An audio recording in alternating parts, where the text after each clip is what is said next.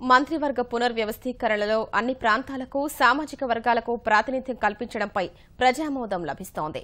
శాఖల కేటాయింపులపై ముఖ్యమంత్రి చేసిన కసరత్తు అన్ని వర్గాల ప్రశంసలు అందుకుంటోంది. శాఖల కేటాయింపు సమతూకంగా ఉందని ప్రజలు భావిస్తున్నట్లుగా ప్రభుత్వానికి వివిధ వర్గాల నుంచి సమాచారం అందుతోంది. రాష్ట్ర మంత్రివర్గంలో శాఖల మార్పులు, చేర్పులపై ప్రజల్లో సానుకూలత వ్యక్తమవుతోంది. సాధారణంగా ఎవరికి ఏ పదవి ఇవ్వాలన్నా విస్తృత సంప్రదింపులు, సుదీర్ఘ కసరత్తు జరిపిన తరువాతే నిర్ణయం తీసుకోవడం తెలుగుదేశం పార్టీలో తొలి నుంచి ఉన్న సంప్రదాయం. రాజ్యసభ, శాసనమండలి సభ్యత్వాలైనా మంత్రివర్గంలోకి ఎంపికైనా ఇదే పద్ధతి అనుసరిస్తారు. పార్టీ పదవుల కేటాయింపులోనూ ఈ ఆనవాయితీనే పాటించడం రివాజు.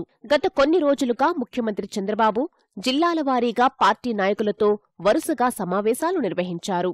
అందరి అభిప్రాయాలు సేకరించారు. ఆ తరువాతే మంత్రివర్గ కూర్పుపై కసరత్తు చేశారు. ఈ సుదీర్ఘ కసరత్తుకు ఇప్పుడు ప్రజామోదం దక్కుతోంది.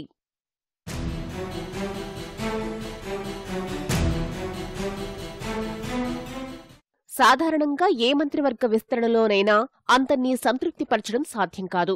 సమర్థత, అనుభవం, ప్రాంతాల మధ్య సమతుల్యం, సామాజిక వర్గాలను దృష్టిలో పెట్టుకుని ఎంపిక ప్రక్రియను పూర్తి చేయాలి.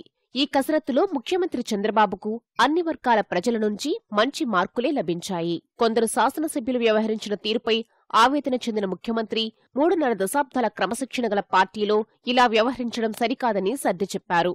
ఎన్నో అంశాలను దృష్టిలో ఉంచుకుని మంత్రివర్గ సభ్యులను ఎంపిక చేశామన్నారు.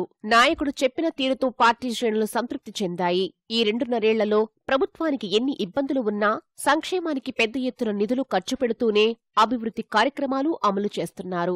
పట్టిసీమను పూర్తి చేసి కృష్ణా డెల్టాకు నీళ్లిచ్చి పంటలను కాపాడారు. పోలవరం పనులు శరవేగంగా పూర్తవుతున్నాయి.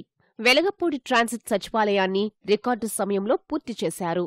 సొంతగడ్డపై శాసనసభ సమావేశాలను నిర్వహించారు.